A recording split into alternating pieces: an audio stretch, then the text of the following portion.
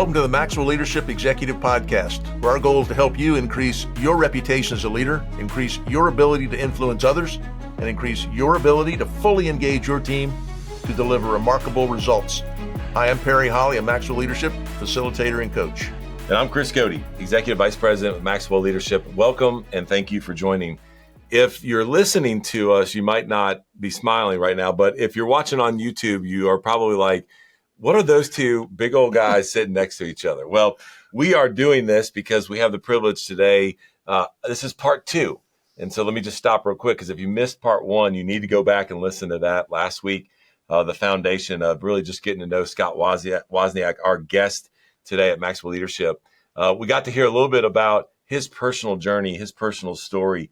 And what was fascinating is, how do you have a legendary career? What was fascinating was he skis down mountains from a helicopter. Yeah. But other than that. And we're not going to tell you about that, but you got to go listen. There are many, many other things that this guy does. And I think he's just an adventure junkie, which you and I are not. Right. And so this doesn't bode well for us. But what we wanted to do was we wanted to now kind of dive in and say, okay, he talked a little bit about, man, maybe what you're good at is not what you should be doing to have a legendary career. And so not only did he take all the lessons that he learned from that, what he went through, but then now he put it into, and he said, okay, how do you now have a legendary brand? So let's say you're leading a team. Let's say you're leading an organization. By the way, I believe as individuals, we have our own brands.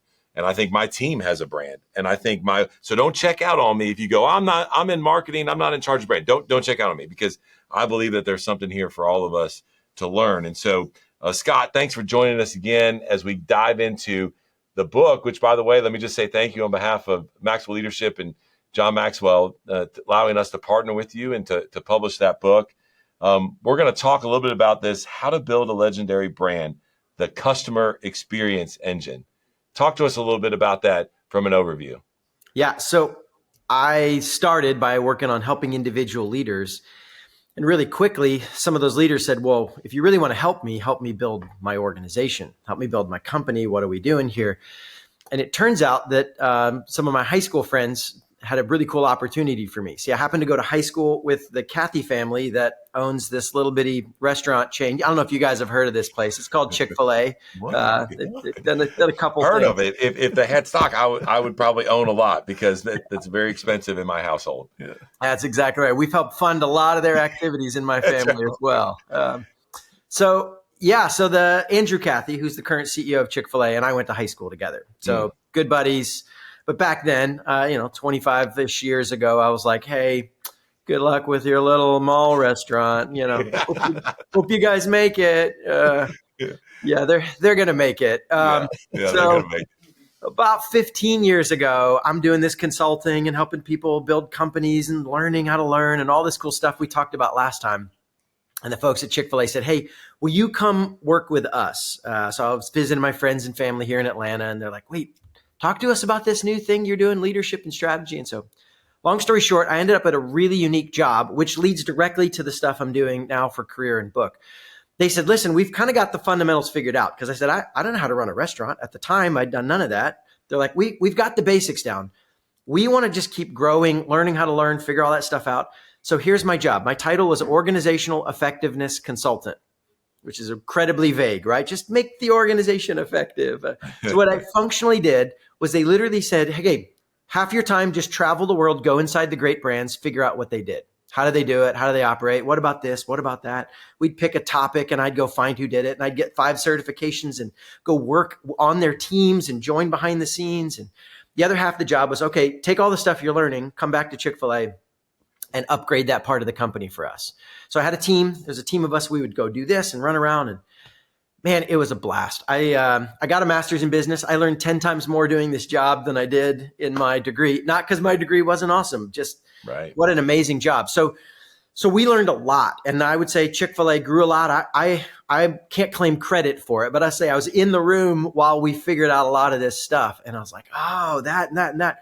Well, then I wrote a previous book. It was an individual, helped me grow as an individual leader. Wrote a leadership fable. That's fun, but that started getting me attention, and people started saying, hey, what about this? And can you help me speak here? And so I'm doing speaking on the side. And long story short, the outside opportunities became so big that a lot of prayer, it's actually my mentor at Chick-fil-A said, maybe you should go do some of that. And so I felt called to leave the safety nest of Chick-fil-A, go build my own consulting company to help companies build legendary brands. Of course, the first client to sign me was Chick-fil-A. So I keep working with them. I've worked with them every year ever since. But now I've got a team, and we've got 18 folks, and we help build legendary brands and all the systems and tools. And so in the early days, I would just say, hey, here's this, here's that, here's this tool. And then eventually we drew this diagram of an engine and said, here's the pattern. And what I found is every great brand, whether it's a manufacturing company or a software company, a legal firm, whether you're retail or whether you're kind of business to business, all of them have a general pattern that the engine describes.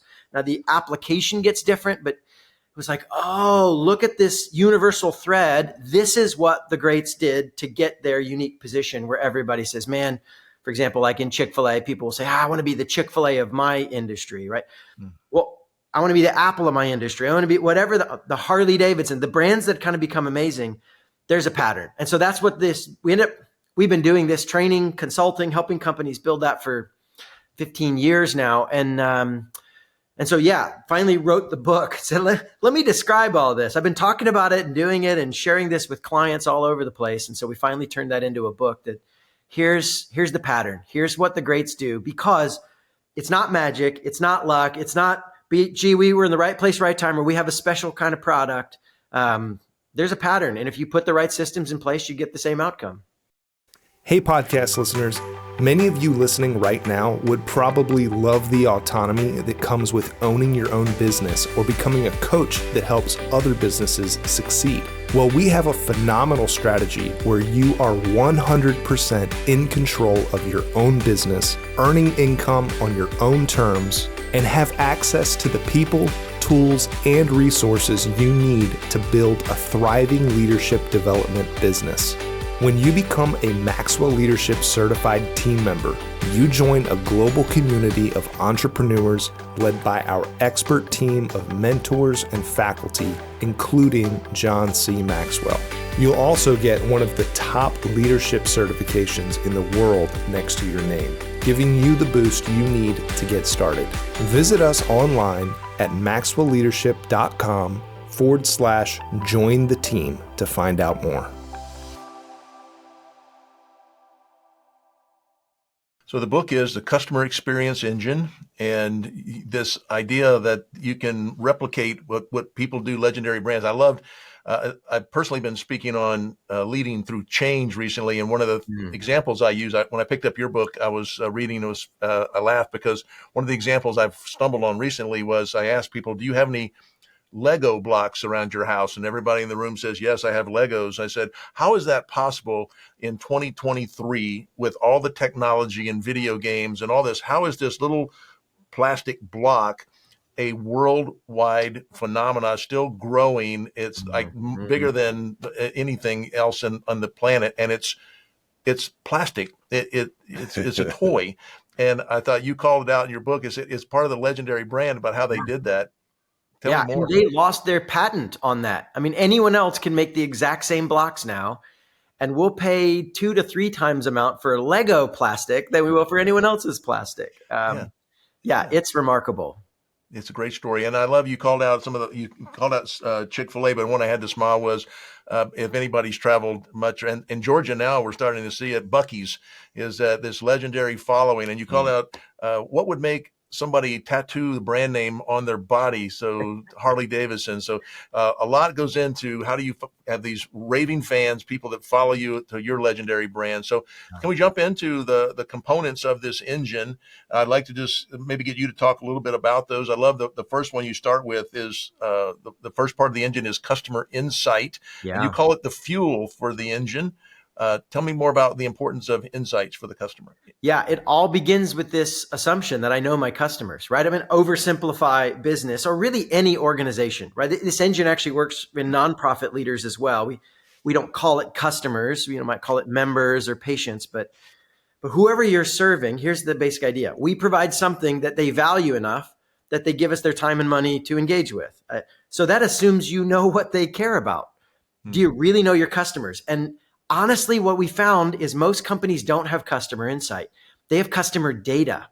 They know facts, what they buy, when they buy, maybe their zip code, right? But we don't actually get the next level of depth where we understand what's going on in their life. How do we play a role? What do they really use us for? It's not our thing. Maybe the classic old example of this is the idea of we sell drill bits. We sell 1/4-inch drill bits. No, they don't want a drill bit. They want a 1/4-inch hole. In fact, they don't even want a hole. They want to hang something. The drill bit is merely a means to the end. That's and if good. all you know is they buy drill bits, you don't actually understand where you play. So insight is this next level understanding of who do we serve and why. Why do they care about us? Not what, the why. And there's systems and tools from surveys to salespeople to mystery shops to industry research. There's a lot of different ways different businesses go about getting this. But that's why I love this as a fuel. The more you understand what's going on with your customers, the more effective and efficient every other part of the decision can be. And the less you have that, the more kind of raw it is, the more inefficient every other decision you make is. Because frankly, without insight, you're guessing. And sometimes you waste time and money and your staff time guessing wrong. Right.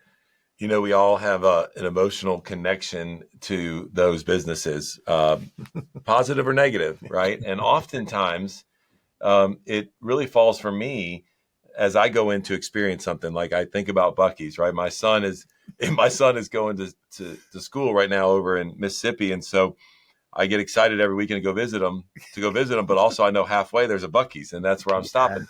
But what I love about it is there's an emotional connection with us and all kinds of brands. And oftentimes for me, that's tied to your second point, which is the operational excellence. Talk a little bit about that and why that's a key component as part of your engine. Yeah, so this fuel feeds in and there's 3 big gears. If you want to visualize it, this one's the biggest and then 2 little gears. So this is the heart of the deal. But man, Chris, this is not where most people expect me to go, right? Customer experience, raving fans. We're going to talk about parties and handwritten notes. And yeah, we'll get to all that. The first most critical thing you have to do is show up with operational excellence. I mean, get the fundamentals right. And the mistake most people make in this is we start thinking about how good we can be. I mean, I do this. Our instinct is like, well, how good's my team? How good's my software? We have really unique content, right? Yay, that's nice. But that's not really what your customers are asking. They're not asking how good can you be. The question they're asking is, can I trust you? Can I trust you? Will you be there when I count on it? Will you? And so actually, warning, I'm about to pick on McDonald's. I actually don't dislike McDonald's. They're a good business. I will probably always enjoy a Big Mac. It tastes like childhood to me, right? I mean, there's something. It's like childhood. I love McDonald's. But man, they're easy to pick on when it comes to operational excellence. Yeah. And it's because they're like, you can't count on them. It's sloppy. Here's the thing. I've got friends who've worked at the headquarters. They're great people. They're smart. And they'll say, honestly, it's not fair, right? We're not always bad. And they're not wrong. Like, I don't know if you guys have ever gotten lucky and gotten McDonald's fries when they just happened to come out, right? You just the timing, the fresh batch hit right when it was your turn. I mean, no offense to my friends at Chick-fil-A, but dang, McDonald's might have the best fries in the business. Yes. It's not that they're never good. It's that they're inconsistently good. See, it's not that they never have good fries. And that's what we're like, oh, and my fries can be awesome. No, it's that I don't trust them because I've also gotten unlucky and the fries have been sitting there for 30 minutes and they're cold and chewy.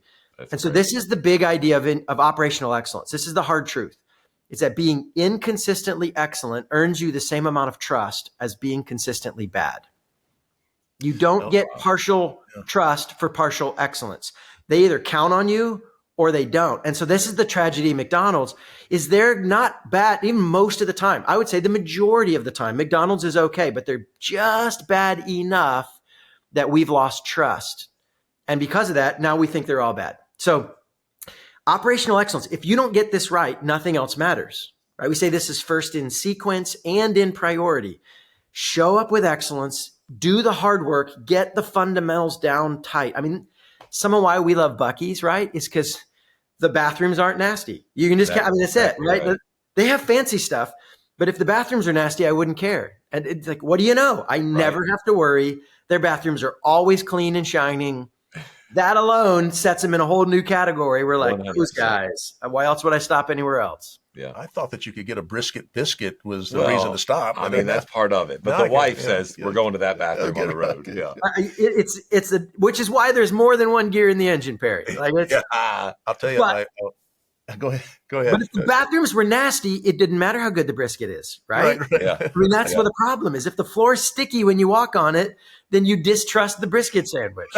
That's exactly right. Exactly. One thing I was speaking in Charlotte a couple weeks ago. I drive back to Atlanta, and there's this billboard. I love it. It's a Buc-ee's billboard, and it says 288 miles to the next Buc-ee's. I go, what a marketing campaign to say 288 miles. It's like, okay, just another 6 hours this way. It's worth it. So I'm going. near my house, there's a sign that says next Buc-ee's 88 miles. You can hold it. That's awesome. They're not wrong, right? Like kids, cross your legs. I'm not stopping. Like this is where we're going. So the operational excellence and trust is such a big deal. I won't give it away here. You need to get the book, but Scott goes into 5 levels of trust that are important there. So you want to see that. But the third component of the engine, once we had customer insight, we had this operational excellence. I love this. It goes to personalized service. Tell me more about it. It can't just be up here. It's got to be personal. Yeah, well, if you just want satisfied customers, you can stop at operational excellence. This is fine, right? Good. You can build a decent business off that. But if you want raving fans, then you got to get them to love you and have this emotional interaction with you. And the best way to get somebody to love you is to love on them first in a personalized way. See, the first question they might be asking is, can I trust you? But then they start asking, do you care about me? I mean, this is a fundamental human deal. Do you see me?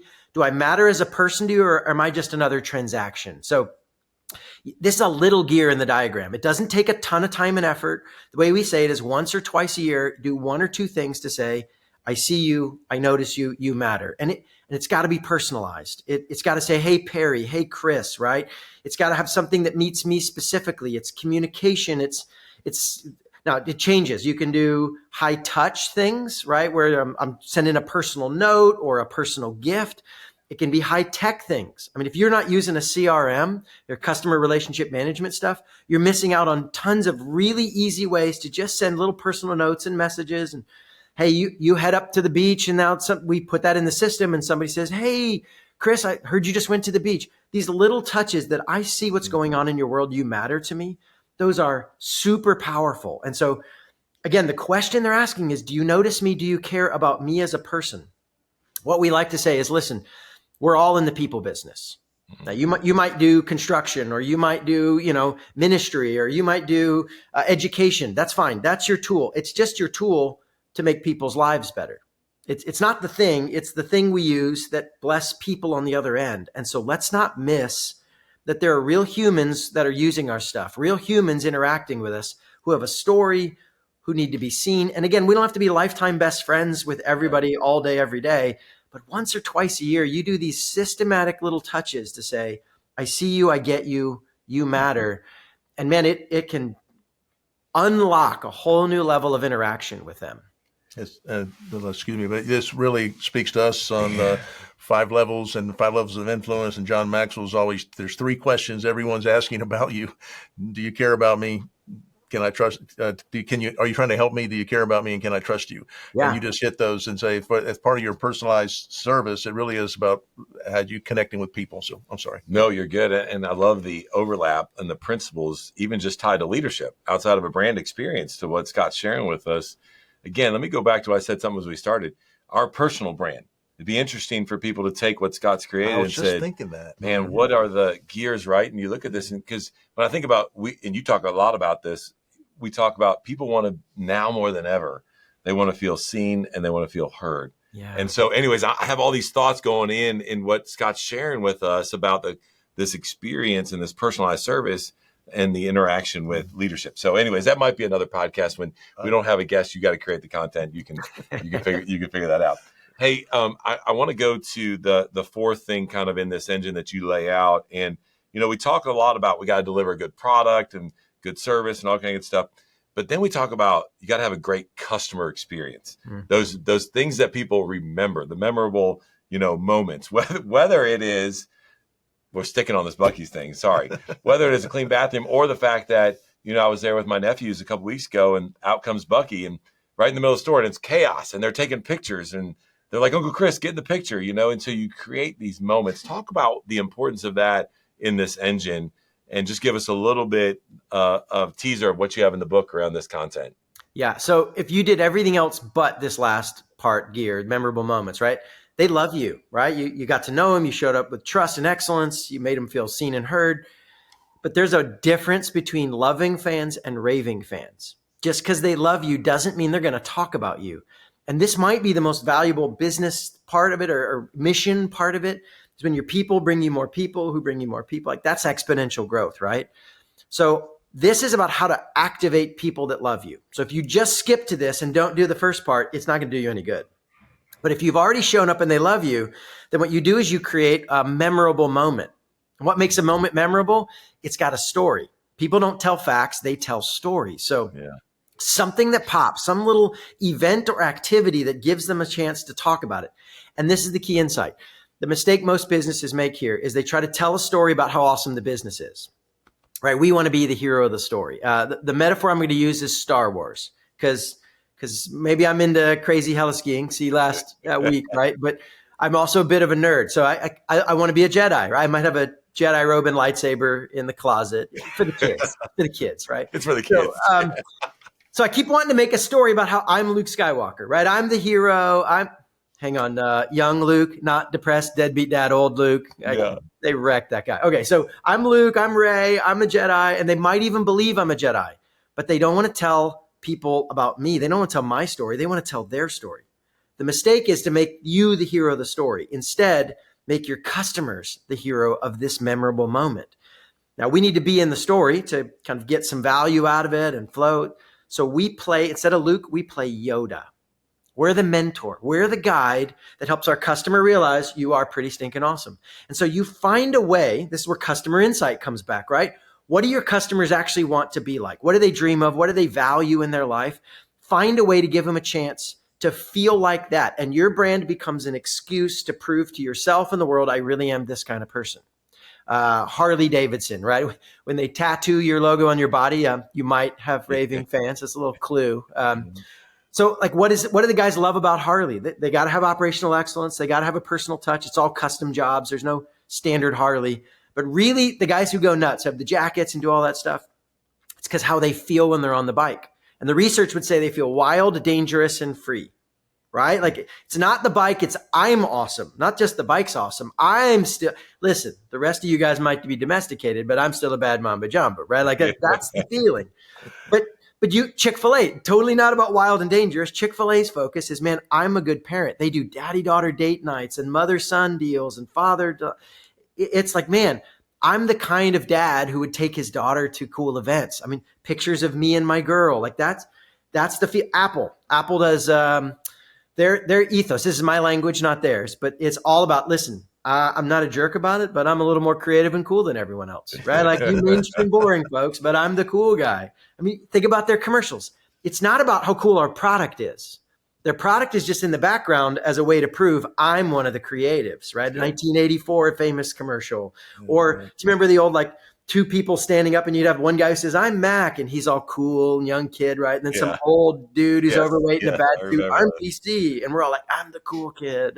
Like that's always, the product is just an excuse to say, man, maybe I am the kind of person I always dreamed of. I'm this kind of person because I associate with these guys. So you create a story-worthy moment that makes them feel like they're the kind of people that really are your kind of people. And these little moments, I mean, once or twice a year, do one or two memorable moments, and the buzz goes nuts. I mean, people talk, and nothing is more powerful for your business than getting people to talk about you. So that's the last thing that just tips it over the edge, and then your business takes off in this crazy exponential growth. I love that. Did you show him your Bucky's tattoo? I did not. Okay. I did not. Yeah, not on camera. Yeah. That's right. All right. So as we work toward wrapping it up, Scott, I want to get number 5 in there. So we had customer insight, operational excellence, personalized service, those memorable moments, storytelling. Love that. And then number 5, don't know, I should be concerned that it's number 5, but it says a healthy leadership team. I know, as I read in your book about having a highly engaged workforce, and we talk a lot about employee engagement and that sort of thing. But Take us home with the healthy leadership team. Well, I got to confess, Perry, this wasn't in the early versions, but it's not because I don't love leadership, right? If you remember the last discussion we had last week, I am all about leadership. I grew up on John Maxwell stuff. I've got a master's in organizational leadership. But I'm thinking, hey, I'm talking about the customer experience. I can't put everything in the book, everything in the diagram you should probably also pay your taxes. That's probably an important for success, but that's not in the book, right? But here's what we did find is I go to do this and we kept running into the wall. Sometimes it would work, sometimes it wouldn't. And when it wouldn't, we'd try to figure out why. Like they're doing most of this. And what it came down to is they didn't have a healthy leadership team. If the whole team doesn't align and work as a single group with one shared score, that's the keyword's healthy, right? A lot of smart people, but if they don't feel like they're a true team, they're really not functioning with that collaboration and shared resources and challenge and encouragement, then what happened is we'd find like some part of the engine would take off and some part would stall. And if you install half the engine, you get none of the benefits. And that's why the team is not a separate gear. It's a belt that runs behind and keeps all the stuff flowing and syncing. Good. And it's just like a loop of continuous improvement. That's the team's job. And so what we now do is if we're going to work with a company and do kind of a long-term process to help them build their engine, the very first thing we work on is let's stop and talk about your leadership team. Because I don't know if you guys have heard this quote before, but one guy once said, everything rises and falls on leadership. We know that guy. We know. Classic John Maxwell, right? I think he says that once a month somewhere. So, but I think it's true. Even your customer experience assumes you've got good leaders. And so yes, this is the belt that just assume if you don't have this, you're going to try to build all these parts and the engine won't flow. I mean, if you know much about kind of engines and belts, they're these overlooked little things that actually end up making the whole engine synchronized and smooth. So yeah, that's the last piece of the engine is, man, don't try to do this on your own. Bring your team along, bring the whole team along. And what do you know, when you stack all these things together, no one of these things is ridiculously hard or costs a ton of money. Each of them by itself is like, oh, I could do that. Oh, I could do that. And then when you stack them together, they produce what looks like magic to everyone else. Like, whoa, how do these guys do it? This is how they do it. Everyone can build this. And when you do, the predictable result, the normal output of your engine is you'll just have raving fans. Yeah, fantastic. Well, the book is Customer Experience Engine. Scott, tell us where our listeners can learn more about you, more about the book, and more about your services. Yeah, so you can get the book on Maxwell Leadership's book resource page. So we'll have links and all that stuff there. If you want to find out more about me and the stuff I'm doing, you can go to scottwozniak.com. That's SCOTTWOZNIAK.com. You'll see my blog and newsletter. I just started a podcast trying to learn from you guys and keep up. And so lots of fun stuff going on there. Plus my company, you'll have links to all that fun stuff. But yeah, scottwozniak.com is probably the best chance to kind of see what I'm doing and maybe even get pictures of me jumping out of a helicopter. Yes. Yeah, good of you jumping out of the helicopter. This has been fantastic. Oh, man, thank you so much. Yeah. And just to thank our listeners for following along. If you want to learn more about Scott and to get the learner guide for this episode, if you want to leave us a comment or a question, you can do all that at maxwellleadership.com/podcast. We love hearing from you. We're very grateful you'd spend this time with us today. That's all today from the Maxwell Leadership Executive Podcast.